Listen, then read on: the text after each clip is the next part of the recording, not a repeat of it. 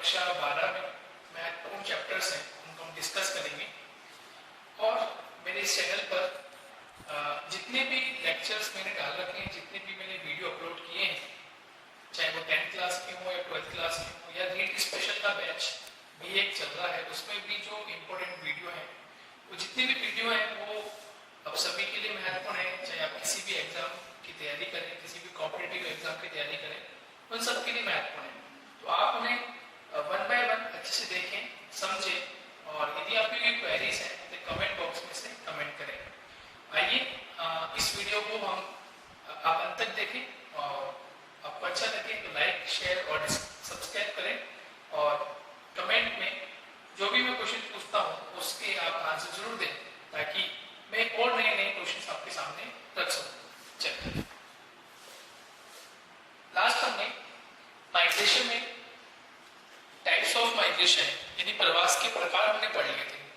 अब नया टॉपिक पढ़ने जा रहे हैं, ये भी प्रवास के प्रकार में ही हम शामिल करते हैं, लेकिन इसे हम एक अलग नाम देते हैं।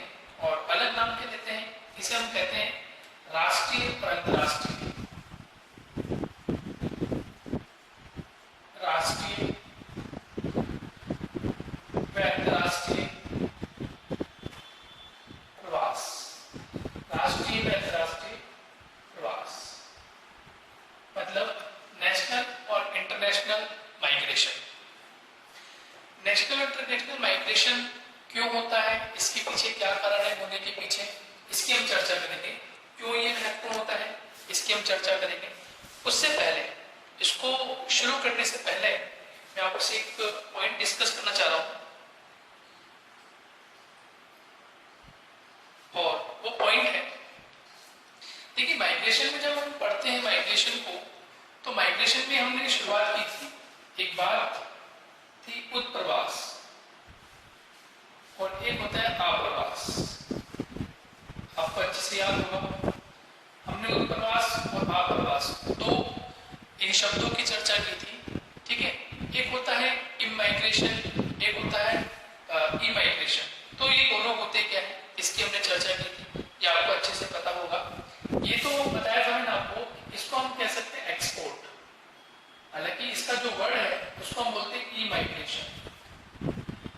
इमाइग्रेशन बोलेंगे, इसको बोलेंगे इमाइग्रेशन, ठीक है, इसको इमाइग्रेशन बोलेंगे। इसका मतलब हो गया एक्सपोर्ट और इसका मतलब हो गया इंपोर्ट। ये मैंने आपको एक छोटी ट्रिक बताई थी कि यदि आप कभी भूल जाओ तो आप इससे आप ध्यान रख सकते हो। तो किसी वस्तु को हम एक्सपोर्ट करते हैं, किसी वस्तु को हम क्या करते हैं, निर्यात करते हैं, या क्या करते हैं, एक्सपोर्ट करते हैं। तो इसका मतलब हमारे देश से कोई व्यक्ति बाहर की ओर जाता है, अन्य देश की ओर जाता है, तो क्या कहलाता है, उत्प्रवास। ये जरूर ध्यान रखना, इस पर क्वेश्चंस बनते ही रहते हैं। चाहे हम 12th स्टैंडर्ड की बात करें, एनसीईआरटी को भी हमने सम्मिलित करें, या आरबीएसटी को भी देखें, तो यहाँ से क्वेश्चन जरूर बनता है। और कहीं ना कहीं कॉम्पिटिशन एग्जाम्स में ये टॉपिक पे भी क्वेश्चन बनने की संभावनाएं रहती है। तो किसी वस्तु को हम क्या करते हैं, निर्यात। निर्यात यानी भेजना, निर्यात मतलब भेजना, यानी भारत से कोई वस्तु हम किसी अन्य देश की ओर भेजते हैं। तो इसी तरह से भारत से कोई व्यक्ति अन्य देश की ओर जाता है तो क्या कहलाता है, उत्प्रवास। ये ध्यान रखना। दूसरा वर्ड होता है इंपोर्ट। दूसरा वर्ड क्या होता है, इंपोर्ट। और इंपोर्ट का मतलब क्या होता है, आयात। इंपोर्ट का मतलब क्या होता है, आयात, मतलब खरीदना। किसी वस्तु को हम क्या करते हैं, खरीदते हैं, तो वो क्या कहलाता है, आयात। और किसी वस्तु को भेजते हैं या बेचते हैं तो क्या कहलाता है, निर्यात, ठीक है। तो कोई व्यक्ति या व्यक्तियों का समूह यदि किसी अन्य देश से भारत में आ जाए, एक तो था कि भारत से कोई व्यक्ति किसी अन्य देश की ओर चले जाए, भारत से कोई व्यक्ति कहीं चले जाए, अमेरिका चले जाए, तो वो तो क्या कहलाता है, उत्प्रवास। हिंदी में उत्प्रवास, इंग्लिश में क्या कहेंगे, इमाइग्रेशन। और यदि कोई व्यक्ति भारत और अमेरिका, पहली कंडीशन में कोई व्यक्ति भारत से अमेरिका गया, सेकंड कंडीशन में यानी अप्रवासी कंडीशन में कोई व्यक्ति अमेरिका से वापस आ गया, भारत अपने देश आ गया, तो वो क्या कहलाएगा, अप्रवास। तो ये हमने चर्चा की थी, ये हमने डिस्कस किया था। अब हम बात करते हैं राष्ट्रीय और अंतर्राष्ट्रीय प्रवास क्या होता है। इससे पहले मैं आपको दो चीज और बता देता हूँ, वो भी महत्वपूर्ण है। वो दो चीजों को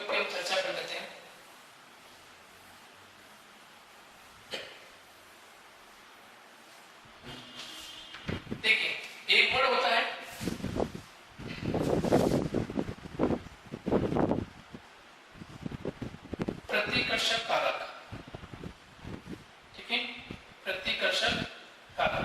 देखिए हिंदी में प्रतिकर्षक कारक तो आप थोड़ा सा अजीब लगेगा कि ये वर्ड क्या है। तो देखिए मैं इस समझा देता हूँ। इसको इंग्लिश में बोलते हैं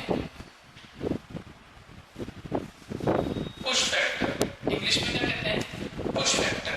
देखिए जब आप किसी शोरूम में जाते हैं, किसी शोरूम में आप जाते हैं और जो आउटसाइड और इनसाइड जो मेन दरवाजा होता है वो अंदर अंदर की ओर भी चला जाता है और बाहर की ओर भी चला जाता है। यदि ऐसा दरवाजा होता है तो उस पर दो चीजें लिखी होती है, पुश और पुल। क्या लिखी होती है? पुश और पुल। तो ध्यान रखना, पुश का मतलब होता है धकेलना। पुश का मतलब क्या होता है? किसी वस्तु को धकेलना या धक्का मारना। पुश का मतलब क्या होता है? धक्का देना, ठीक है। इससे आप ध्यान रखना। प्रतिकर्षक में क्या होगा? कोई वस्तु क्या होती है? पुश होती है। अब प्रतिकर्षक कारक का मतलब क्या होता है? जैसे कोई व्यक्ति है या व्यक्तियों का समूह है, यदि वो जिस स्थान पर रहते हैं, मान लेते हैं एक फॉर एग्जांपल कि कोई व्यक्ति या व्यक्ति का समूह है वो राजस्थान में निवास करता है, राजस्थान में निवास करता है। अब राजस्थान से वो व्यक्ति किसी अन्य जगह पर चला जाए, मान लेते हैं कि वो व्यक्ति मध्य प्रदेश चला गया। कहां चला गया? मध्य प्रदेश। किन कारणों से गया? मान लेते हैं कि राजस्थान का जो व्यक्ति है वह बेरोजगार है, ठीक है, वह बेरोजगार है। जलवायु की जो दशाएं हैं, वे कंडीशंस जो है वो खराब है। राजनीतिक दबाव, ठीक है, बेरोजगार है, जलवायु की दशा खराब है, राजनीतिक दबाव है, या फिर इसमें और क्रिया भी हो सकती है, कोई महामारी, यहां लिख देते हैं कोई महामारी, या आर्थिक व सामाजिक कारक।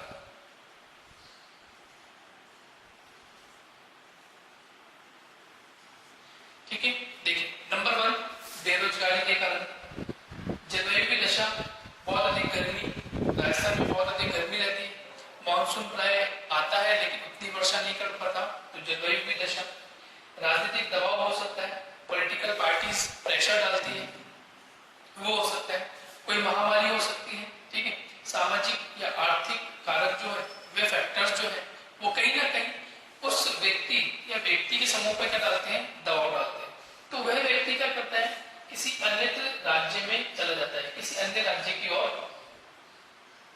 माइग्रेट हो जाता है, किसी अन्य राज्य की ओर, किसी अन्य राज्य की ओर, अन्य राज्य की ओर चला जाता है, ठीक है। तो यदि कोई व्यक्ति या व्यक्तियों समूह अपने निश्चित स्थान से किसी अन्य राज्य की ओर चला जाता है, तो वह कारक क्यों गया, ठीक है, क्यों गया?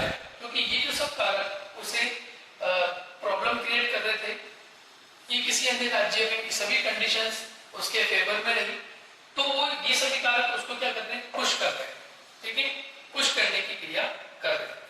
दूसरा होता है अपकर्षक, सेम इसी का विपरीत होता है और उसको बोलते हैं अपकर्षक। दूसरा फैक्टर होता है अपकर्षक।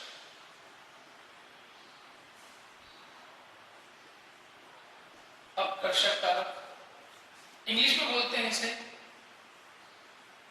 पुल फैक्टर। पहले वाला वर्ड था प्रतिकर्षक, प्रतिकर्षक कारक, और इसको इंग्लिश में कहा था हमने पुश फैक्टर। मतलब कोई कारक है जो उन्हें धक्का दे रहे हैं। हमने इसको कहा था कि कोई कारक ऐसे हैं जो उन्हें क्या देते हैं? धक्का देते हैं, ठीक है, पुश करने की क्रिया करते हैं। और एक होता है पुल फैक्टर, तो आप अच्छे समझ गए होंगे। जब आप किसी शोरूम पे जाते हैं तो वहां दरवाजे पे लिखा होता है पुश। जब दरवाजे पे पुश लिखा हो तो आपको क्या करना है? धक्का देना है, ठीक है, धक्का देना।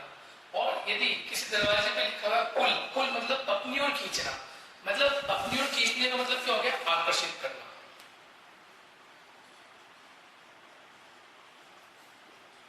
आकर्षित करना, या फिर कह सकते हैं अपनी ओर खींचना। तो हम इसको क्या कह सकते हैं,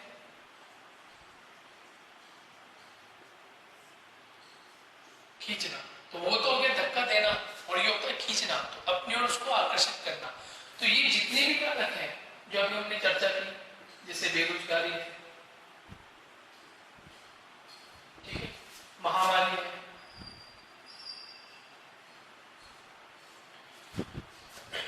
जलवायु दशा है, अन्य कारक, जलवायु दशा है और अन्य कारक,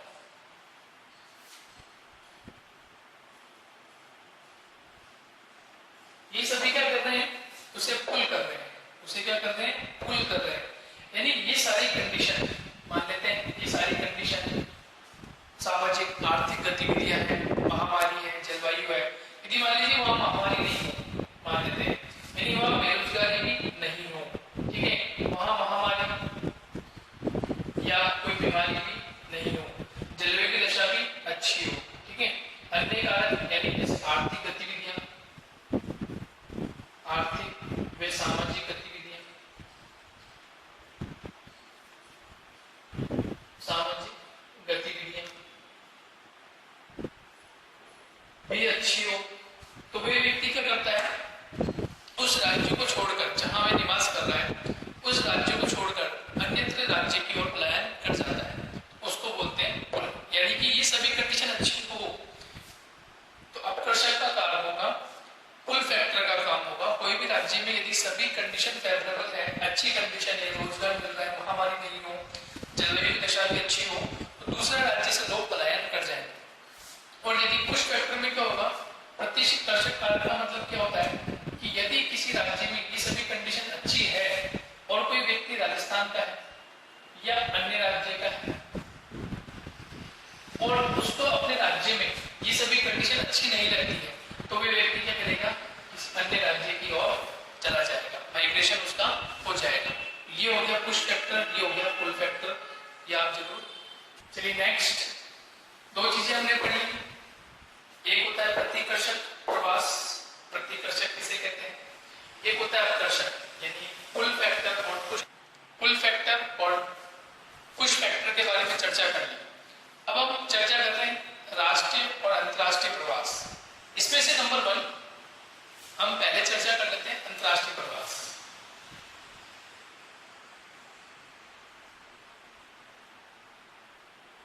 अंतर्राष्ट्रीय प्रवास, इंग्लिश में इंटरनेशनल माइग्रेशन। पहले हमारी चर्चा हो चुकी है कि प्रवास किसे कहते हैं, यानी कि एक व्यक्ति या व्यक्तियों का जो समूह होता है, यदि वे एक स्थान को छोड़कर किसी अन्य स्थान की ओर चला जाए तो वह प्रवास कहलाएगा। अभी तक तो केवल हमने प्रवास को ही देखा था, प्रवास के जो टाइप्स थे, प्रकार थे, उनको देखा था। अब हम बात कर रहे हैं अंतर्राष्ट्रीय प्रवास की। अंतर्राष्ट्रीय प्रवास में क्या होता है कि वही सेम डेफिनेशन, बस चेंज ये होगा कि व्यक्ति और व्यक्तियों का समूह, व्यक्ति और व्यक्तियों का समूह किसी एक देश या एक महाद्वीप को छोड़कर किसी अन्य महाद्वीप की ओर चला जाए।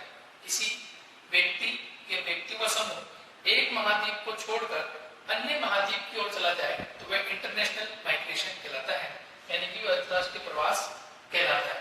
तो मुझे लिखने की आवश्यकता नहीं है, फिर भी मैं एक छोटे शब्दों में लिख देता हूं उसको, कि आपको समझ में आ जाएगा कि मैं क्या कहना चाह रहा हूं। कि एक महाद्वीप से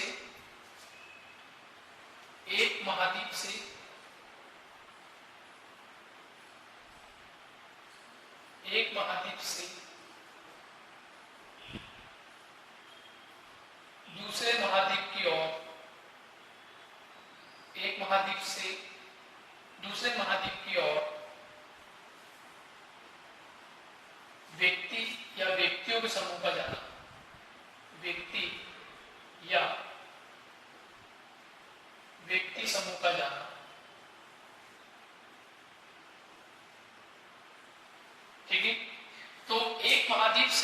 दूसरे महाद्वीप की ओर व्यक्ति या व्यक्तियों समूह का जाना क्या कहलाएगा? अंतरराष्ट्रीय प्रवास। अंतरराष्ट्रीय प्रवास जो होता है इसके बहुत सारे कारण हम पहले भी चर्चा कर चुके हैं। हमने पढ़ा था कि देश पक्ष, काल पक्ष, संख्या पक्ष, ये हमने पढ़ा था। तो ठीक उसी प्रकार से जो अंतरराष्ट्रीय प्रवास होता है ये भी एक महाद्वीप से दूसरे महाद्वीप की ओर व्यक्ति और व्यक्तियों का समूह प्रवास करता है। अब हम इसमें चर्चा करेंगे कि ऐसा कौन सा महाद्वीप विशेष रहा है जहां से व्यक्तियों ने प्रवास मोस्टली हुआ है, यानी कि मोर देन 60, 70, 75% लोगों ने प्रवास किया है। तो यदि हम वर्ल्ड के मैप पे चर्चा करें तो मैं आपको पहले दो महाद्वीपों के बारे में बता देता हूँ जो दो महाद्वीपों से सबसे ज्यादा लोगों ने प्रवास किया है। तो आइए हम देखते हैं, वर्ल्ड मैप पर नजर डालते हैं और देखते हैं कि कौन सा ऐसा महाद्वीप है जहां से लोगों ने प्रवास करना प्रारंभ किया। देखिए यहां आपको एक महाद्वीप नजर आएगा, 7 महाद्वीप आपको पता है। उसमें से प्रथम स्थान पर जनसंख्या के आधार पर भी और क्षेत्रफल की दृष्टि से भी हम देखें तो एशिया महाद्वीप, ठीक है, ये महत्वपूर्ण एशिया महाद्वीप। एशिया महाद्वीप में सऊदी अरब, अमन, योमान, ये स्टेट, पश्चिमी एशिया का पोर्शन, ईरान, इराक, और यदि हम दक्षिणी एशिया की बात करें तो भारत, पाकिस्तान, नेपाल, भूटान, म्यांमार। पूर्वी एशिया की बात करें तो जापान, फिलीपींस, पूर्वी चाइना वाला रीजन, मोस्टली चाइना, वियतनाम, ये रीजन। उत्तरी भारत की बात करें तो मंगोलिया, कजाकिस्तान और रशिया, रूस, ये पूरा पार्ट। तो ये पूरा एशिया का रीजन कहलाता है। इंडोनेशिया द्वीप समूह ये भी एशिया में ही आता है। तो इस एशिया महाद्वीप से भी लोगों ने माइग्रेशन किया है, लोगों ने व्यक्ति या व्यक्तियों समूह ने माइग्रेट किया है। और ये जो एक धारा चली है ये पूरा का पूरा यदि हम देखें तो यहाँ से ये प्रशांत महासागर का हिस्सा है और ये उत्तरी अमेरिका महाद्वीप, और उत्तरी अमेरिका महाद्वीप के भी पश्चिमी हिस्से पर ये वाला जो पोर्शन है ये भी प्रशांत महासागर का हिस्सा है।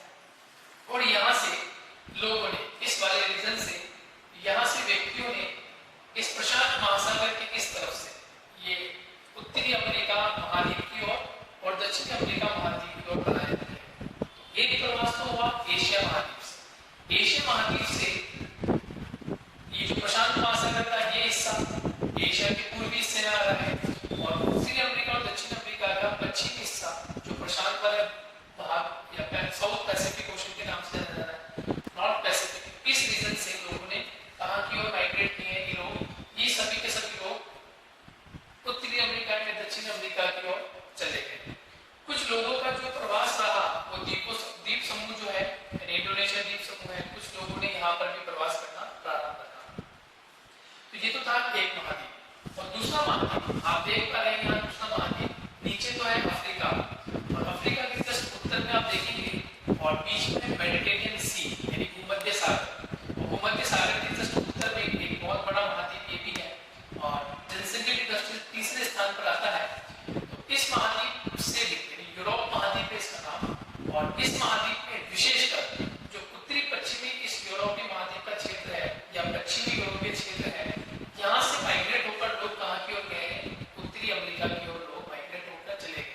कुछ लोगों की श्रृंखला कहाँ गई? कुछ लोगों की श्रृंखला दक्षिण अमेरिका महाद्वीप की ओर भी गई, और कुछ लोगों की श्रृंखला यहाँ से अटलांटिक ओशन को पार कर ये इंडियन ओशन में आए, हिंद महासागर में आए, और कुछ एशिया महाद्वीप की ओर भी उनका माइग्रेट हुआ है और कुछ का ऑस्ट्रेलिया महाद्वीप की ओर भी माइग्रेट हुआ है। तो ये कुछ विशेष अंतरराष्ट्रीय प्रवास है, अंतरराष्ट्रीय प्रवास की श्रृंखला रही है जहां से लोगों ने माइग्रेट करना शुरू किया है। तो हम कल पे एक एक हम पढ़ेंगे कौन कौन सा इंपॉर्टेंट है। तो नंबर 1 अब हम बोर्ड पर डालते हैं और हम नंबर 1 पढ़ते हैं यूरोपीय महाद्वीप प्रवास। नंबर 1 की हम चर्चा करेंगे कि यूरोप महाद्वीप में जो प्रवास हुआ है तो उसमें मुख्य कौन सी धारा रही है। नंबर 1 की हम चर्चा करें तो यूरोपीय प्रवास, और यूरोपीय प्रवास में मोस्टली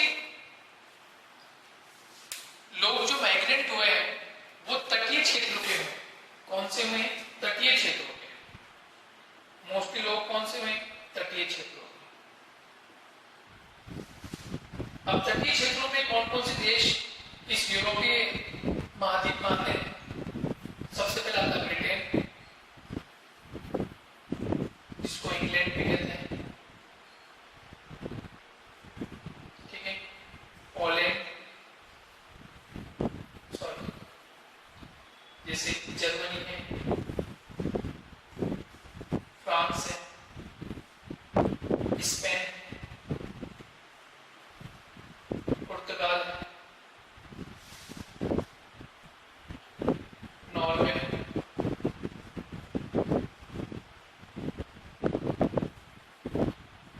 स्वीडन है।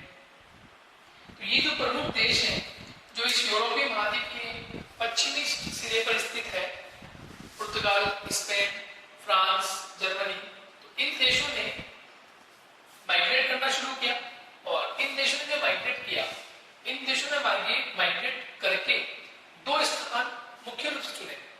एक स्थान था उष्णकटिबंधीय क्षेत्र या उष्णकटिबंधीय स्थान, और दूसरा इन्होंने जो क्षेत्र चुना वो चुना था शीतोष्णकटिबंधीय क्षेत्र। तो यूरोपीय प्रवास जो रहा, और यूरोपीय प्रवास में मुख्य रूप से तटीय क्षेत्र के जो देश थे उन लोगों ने माइग्रेट करना शुरू किया। अब हम नंबर 1 जो यूरोपीय देश थे, इन यूरोपीय देशों ने दो टाइप से माइग्रेट करना शुरू किया। नंबर 1, इसको मैं हटा देता हूं, ऊपर वाला हटा देते हैं। इन्होंने जो माइग्रेट किया वो माइग्रेट किया था, दो क्षेत्रों को उन्होंने चुना था, और दो क्षेत्रों को चुनने का जो पहला टाइप था वो था उष्णकटिबंधीय।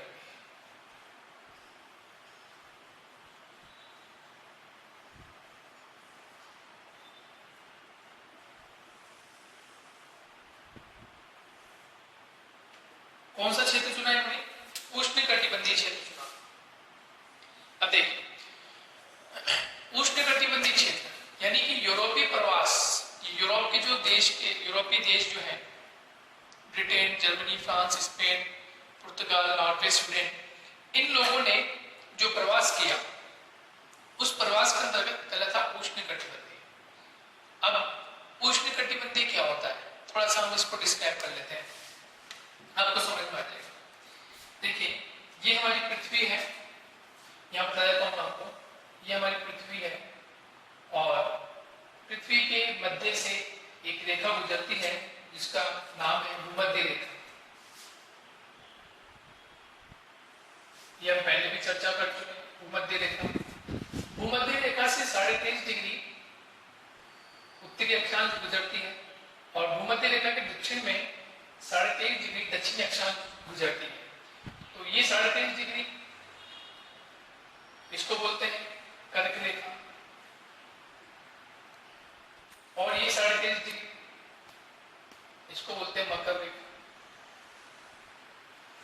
ठीक है। तो भूमध्य रेखा के उत्तर में कर्क रेखा, भूमध्य रेखा के दक्षिण में मकर रेखा, दोनों ही 23.5 डिग्री के रीजन में आती है, ठीक है, रीजन में आती है। तो इसका जो मध्यवर्ती भाग है, यानी कि 0 डिग्री से 23.5 डिग्री उत्तर में, 23.5 डिग्री दक्षिण में, तो ये जो पूरा भाग है ये कहलाता है उष्णकटिबंधीय भाग। कौन सा भाग कहलाता है? उष्णकटिबंधीय, ठीक है। इसके उत्तर में जाएंगे 66.5 डिग्री, ये कहलाएगा आर्कटिक सर्कल, और 66.5 डिग्री दक्षिण में आएंगे तो ये कहलाएगा अंटार्कटिका रीजन, ये अंटार्कटिका सर्कल वृत्त। तो ये जो रीजन है, ये रीजन कहलाता है। नेक्स्ट जब हम बात करेंगे तब बताऊंगा मैं आपको। तो ये जो बेल्ट है, ये पूरी जो बेल्ट है 0 डिग्री से 23.5 उत्तरी अक्षांश, 0 डिग्री 23.5 डिग्री दक्षिणी अक्षांश, ये पूरी बेल्ट उष्णकटिबंधीय क्षेत्र बेल्ट कहलाती है। और यहाँ से हम बात कर रहे हैं यूरोपीय प्रवास की, तो यूरोपीय प्रवास की हम बात कर रहे हैं, और यूरोपीय प्रवास में उष्णकटिबंधीय क्षेत्र की ओर ये 0 डिग्री यहाँ से गुजरती है, इसके उत्तर में 23.5 डिग्री, इसके दक्षिण में 23.5 डिग्री। इसमें मुख्य रूप से किन्हें शामिल किया जाता है? तो ये आप देख पा रहे हैं दक्षिण अमेरिका, ठीक है। दक्षिण अमेरिका के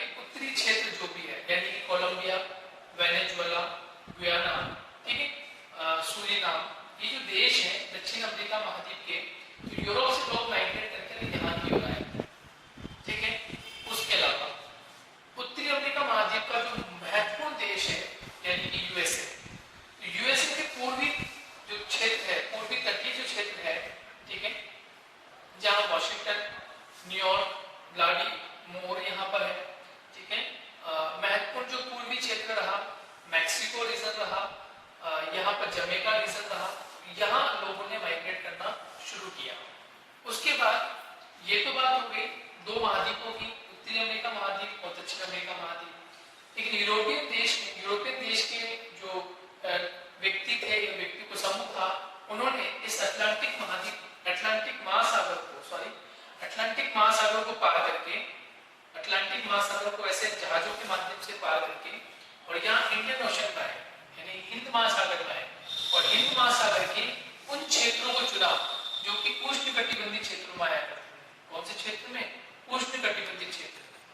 इसमें मुख्य रूप से भारत, इसके अलावा बांग्लादेश, विशेषकर द्वीप समूह, इंडोनेशिया द्वीप समूह जो है, यहाँ पर भी इन लोगों ने प्रवास किया। यहाँ पर ये लोग आकर अपनी कॉलोनीज बसाई, अपनी कॉलोनीज को स्थापित किया और कॉलोनीज को स्थापित करने के बाद अपना साम्राज्य यहाँ फैलाते चले गए।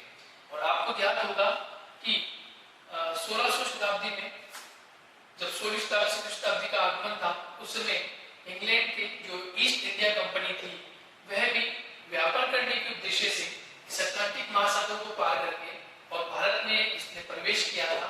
और उस समय ईस्ट इंडिया कंपनी कहलाई और अंग्रेजों का शासन धीरे धीरे हमारे यहाँ पे शुरू हो गया और हमें 1947 में आजादी मिली। तो इस प्रकार से जो यूरोपीय प्रवास होता है, उस यूरोपीय प्रवास की जो पहली शाखा थी, वो पहली शाखा कहाँ से प्रारंभ हुई थी? यूरोप महाद्वीप से, और उष्णकटिबंधीय क्षेत्रों में ये जारी रहे। दूसरी हम चर्चा करते हैं, सेकंड नंबर का जो था, इसको उठा देते हैं।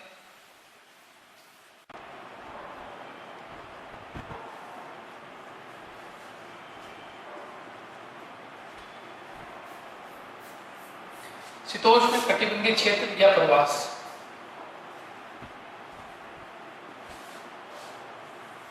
अब शीतोष्ण कटिबंधीय क्षेत्र की हम बात करें तो यहां मैंने अभी आपको बताया था कि ये जो पूरा जोन है, यहां से यहां तक का ये जो पूरा जोन है, ये तो कहलाता है उष्ण कटिबंधीय, उष्ण कटिबंधीय क्षेत्र या उष्ण कटिबंधीय लिख सकते हैं, काफी है। ये तो ट्रॉपिकल जोन हो गया, ये पूरा ट्रॉपिकल जोन है। इसके अलावा ये जो जोन कहलाता है, यहां से यहां तक और यहां से यहां तक, ये जो दो जोन बने हुए हैं, एक यहां पर है, एक यहाँ, यानी 13.5 डिग्री से 66.5 डिग्री उत्तरी अक्षांश और 23.5 से लेकर 66.5 डिग्री दक्षिणी अक्षांश। तो ये जो रीजन है, ये कहलाता है शीतोष्ण कटिबंध। क्या कहलाता है? शीतोष्ण कटिबंध। इसको बोलते हैं टेम्परेट जोन। क्या कहते हैं?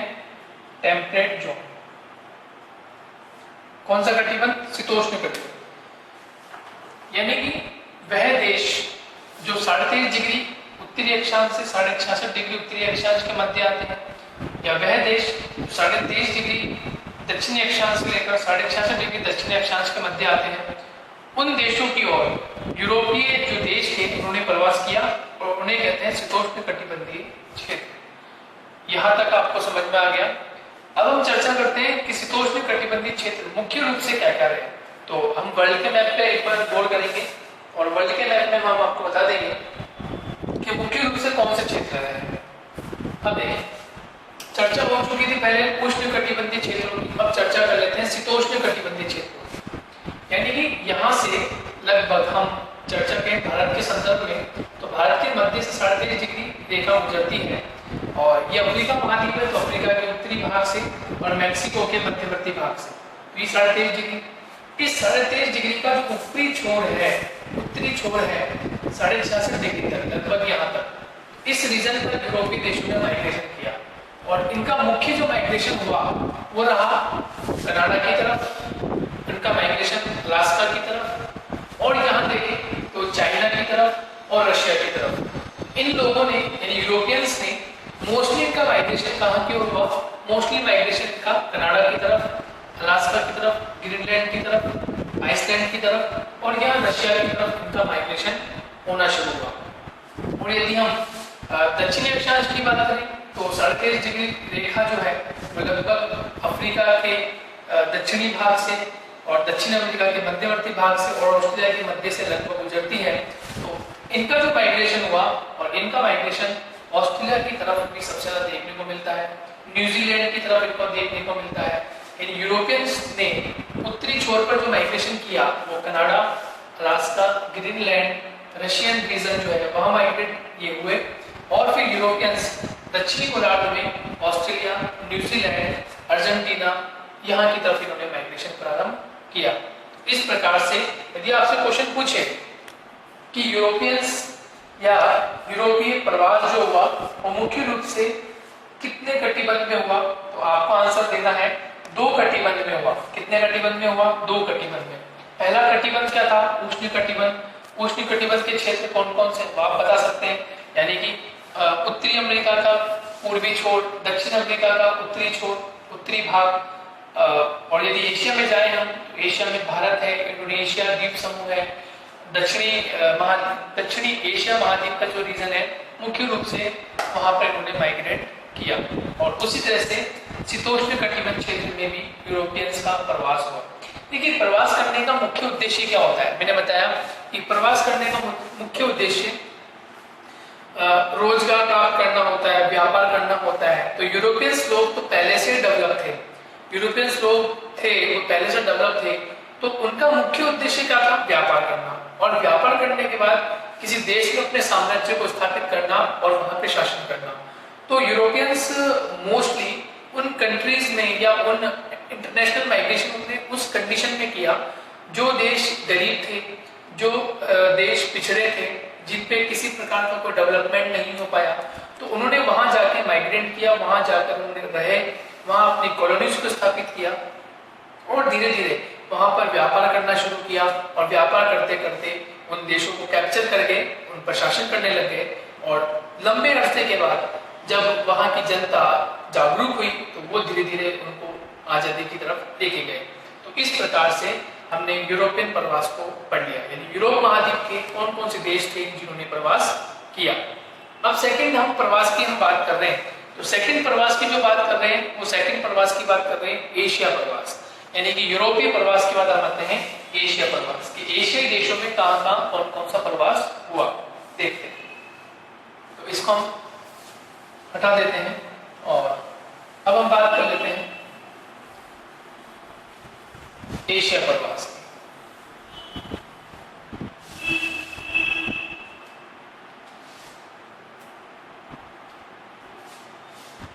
सेकंड टाइप हो गया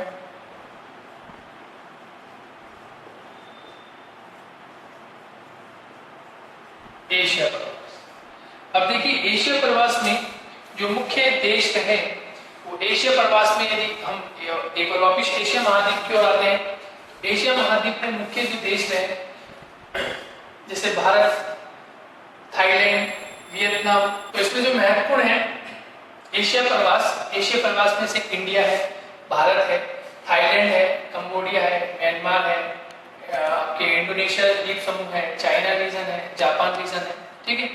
इन लोगों ने भी माइग्रेशन करना शुरू किया था और यहाँ से भी लोग माइग्रेट होकर अफ्रीका महाद्वीप की ओर या फिर दक्षिण अमेरिका महाद्वीप की ओर या फिर उत्तरी अमेरिका महाद्वीप की ओर जाकर बसना शुरू किया। देखिए, यहाँ जो यूरोपीय महाद्वीप हमने पढ़ा तो इनका मुख्य उद्देश्य व्यापार था। व्यापार के उद्देश्य से लोग माइग्रेट करते थे और किसी अन्य महाद्वीप में जाकर अपना व्यापार करते थे और वहां पे स्थायी कॉलोनीज बना लेते थे। लेकिन इन देशों में यानी एशिया महाद्वीप में जो विशेषकर Bharat, Myanmar, Pakistan, Thailand, Cambodia, Indonesia, China, ये जो रीजन है, इन लोगों ने जो माइग्रेट किया, इस माइग्रेट का जो प्रमुख कारण था वो था गरीबी और बेरोजगारी। शिक्षा के लिए भी लोगों ने माइग्रेट किया, जब यहाँ पर शिक्षा नहीं मिलती थी या हायर एजुकेशन के लिए लोगों को जाना पड़ता था तो वे लोग उत्तरी अमेरिका की ओर या दक्षिण अमेरिका की ओर या यूरोपियन कंट्री में जाना पड़ता था। इसके अलावा आपने नाम सुना होगा बौद्ध भिक्षुओं का। जब आप हिस्ट्री पढ़ते हैं तो हिस्ट्री में आप बौद्ध धर्म के बारे में पढ़ते हैं और जब बौद्ध धर्म के बारे में पढ़ते हैं तो उसमें आता है कि बौद्ध धर्म के प्रचार प्रसार हेतु जो उनके अनुदेशक थे, धर्म प्रचारक थे, उन लोगों ने भी माइग्रेट किया। तो वे लोग श्रीलंका की ओर या अफ्रीकन कंट्रीज की ओर या दक्षिण अमेरिका या उत्तरी अमेरिका या उधर देखें नेपाल, चाइना की तरफ इन लोगों ने माइग्रेट करना शुरू किया। तो एशिया महाद्वीप में जो मुख्य माइग्रेट करने का मुख्य उद्देश्य था वो बेरोजगारी थी, शिक्षा था, धर्म प्रचार था, धार्मिक भावनाएं थी। इनको लेकर एशिया महाद्वीप के लोगों ने प्रचार किया, जनसंख्या थी उसको आगे जनसंख्या का जो दबाव था वहां थोड़ा कमी लाने के लिए इन लोगों ने माइग्रेट करना शुरू किया। तो आपसे क्वेश्चन पूछ सकता है कि एशिया में जो प्रवास हुआ या एशियाई देश जो थे वो जो प्रवास किया तो उसका मुख्य उद्देश्य क्या रहा? मुख्य उद्देश्य बेरोजगारी रही, ठीक है, गरीबी रही, धर्म के प्रचार के नाम से भी हमने माइग्रेशन करना शुरू किया, जनसंख्या का अधिक दबाव होने के कारण भी हमने माइग्रेशन किया। और यदि आपसे पूछे कि यूरोपियंस का जो प्रवास था वो मुख्य रूप से प्रवास व्यापार को लेकर था और स्थायी कॉलोनियों बनाकर वहां पर साम्राज्य स्थापित करना था। तो इस प्रकार से हमने आज अंतरराष्ट्रीय प्रवास को पूरा कंप्लीट कर लिया है और नेक्स्ट लेक्चर में हम इससे साथ ही राष्ट्रीय प्रवास को भी देखेंगे और प्रवास के क्या परिणाम होते हैं, उसको किस प्रकार से हमें हैंडल करना होता है किसी भी देश को या किसी भी महाद्वीप को, हम उसकी चर्चा करेंगे और क्वेश्चंस को डिस्कस करेंगे कि बोर्ड पैटर्न पे कैसे क्वेश्चन आ सकते हैं या फिर कॉम्पिटिशन एग्जाम में यहाँ से किस प्रकार से क्वेश्चन पूछे जा सकते हैं। और ज्योग्राफी यदि आप पढ़ते हैं तो ज्योग्राफी में आपके पास एक एटलस होना बहुत जरूरी है, आपको उस एटलस का ज्ञान होना भी जरूरी है, प्रत्येक महाद्वीप के बारे में आपको नॉलेज होनी चाहिए, तब जाके आप कॉम्पिटिशन को अच्छे से फाइट कर पाते हैं। तो आज तक जो हमने पढ़ा वो महत्वपूर्ण रहा, आज की क्लास महत्वपूर्ण है, आप इसे अंतर देखें और लाइक शेयर और सब्सक्राइब जरूर करें। Thank you.